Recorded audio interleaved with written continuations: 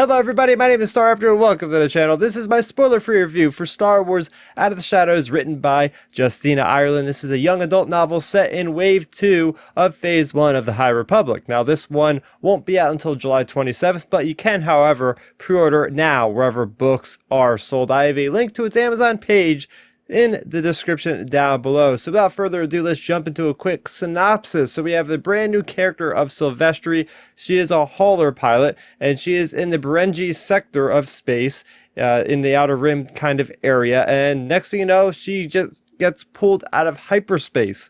And that is the crux of this entire adventure of figuring out what exactly is going on in the Berengi sector of space. You also have the characters of Reith, as well as the character of Vernestra Rowe. Yes, two Jedi characters we have met previously in both Into the Dark as well as A Test of Courage. So it's up to these characters banding together to find out what the heck the mystery is out there in space. So my quick thoughts and my positives starting out is, first off, I really like how Justina Ireland put in this brand new element of these different families. It's almost like Game of Thrones, these different houses that are very prominent in basically where the Republic is now. These very influential families both have kind of investments in the different areas of space and hyperspace travel. And it's through these families that there's some mysterious things going on. So I really like how she adds layers to the High Republic, where it's not just, the Republic. It's not just the Nile, the Drengir, the Jedi. Now we have these two other families that are kind of vying for control of some sort of assets and whatnot in space. Also, the character of Sylvestri Yarrow, she's a character that I think is a lot of layers and is awesome because she's kind of like a foil to the Jedi. She is just a normal, everyday person trying to make her way through the galaxy, just trying to make ends meet. And she certainly has a lot of problems with the Jedi. So it's really neat, like how a lot of people love the Jedi in this era. It's the golden age of the Republic. People see them as the saviors, but not everybody does. So it's neat to kind of see through the lens of like the average Joe, to see like why exactly they aren't for the Jedi and all of that. So getting into my negatives, I will say this book really kind of chugged along. And what I mean by that is the pacing was pretty darn slow, and it very much felt like it was hard for me to get through this book. There wasn't a whole lot of action set pieces. There was a lot of things where, scenes of characters talking around, the table, or like in a ship just in hyperspace, stuff that just wasn't really appealing to me. So far, Justina Ireland has done a great job with books like A Test of Courage, Lando's Luck, Spark of Resistance, had really good pacing. Of course, those were middle grade novels. This is her first young adult novel in the Star Wars universe. So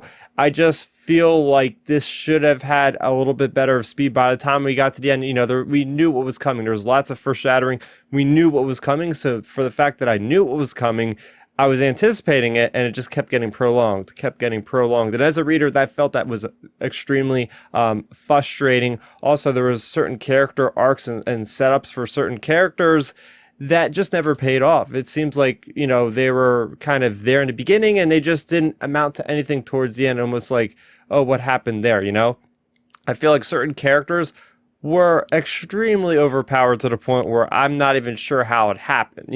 Stuff that just doesn't seem very plausible to me, with how we've seen them act before and things of that nature. And then how next thing you know, we get the ramifications were just a little bit wild for me.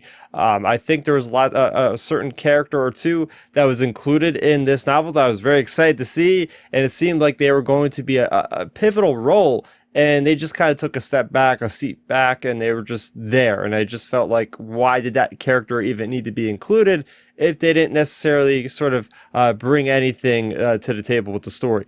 I feel like there were some conveniences in the story as well that just were there, and we had to get characters from point A to point B, so they just kind of bypassed certain barriers that were set before the characters, and they just had to get by them somehow. So I didn't like that as well. I feel like the major point that kind of hit me with a negative in this book is the big surprise in the story was revealed like towards the beginning. If you knew the context clues and the different inferences they were making, it would have held out for such more of a thrilling kind of reveal and a surprise if we kind of could have just gone in blind. So I feel like that really kind of messed with, the anticipation and me knowing what was going to happen ahead of time, which made reading up to that point just kind of like a little bit slow for me. And just the lack of mortality for these characters, the characters really just felt like they were safe for the most part. There's been lots of death in the High Republic.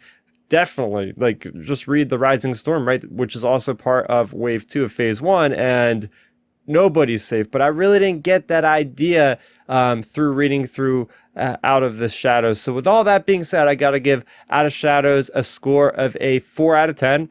Yeah, so I wouldn't really recommend this book unless you absolutely love the characters of Wreath and Vern. And if you want to know about Sylvestri, definitely pick it up. There is some connective tissue for sure going forward that will connect with the Tempest Runner audio drama written by Kevin Scott that's coming out in August. So if you want the whole picture of the High Republic, certainly pick this one up, because there will be puzzle pieces in here that we will not know unless you read about in this book. So with that being said, I am disappointed. I was looking forward to this book, but I also know that, these are my opinions, right? And this book didn't resonate with me necessarily, but it might resonate with you. So just because I gave it the score that I did doesn't necessarily mean that, you shouldn't check it out. Obviously, reviews, if you watch my reviews, I'm honest, and I just give you guys what my thoughts are. But, there's lots, there's things to be, lots of good to get out of this book as well. So, kind of take my opinion and obviously do what you want with it. For more on my opinions of the High Republic, you can check out my other High Republic reviews. I have reviews for the other Wave 2 books, which are Rising Storm, as well as Race to Crash Point Tower. I also have a weekly Star Wars podcast called Outer Rim Transmission. We go live on this channel every Friday at 9 o'clock. We also go to your available podcast platforms that following Monday. So make sure you check that podcast out and let us know your thoughts. That's going to do it for me, Starrapter. Thank you so much for watching, and may the Force be with you always. Thanks for checking out the video. Please hit that thumbs up symbol. It helps me know that I'm making content that you guys enjoy. And if you enjoyed this video, I also include 2 videos down below you guys should check out. And please consider subscribing to this channel. It helps support me, and it notifies you guys of when I get new videos up on the channel. You can also contact me on Twitter, Facebook, and Instagram at Starrapter.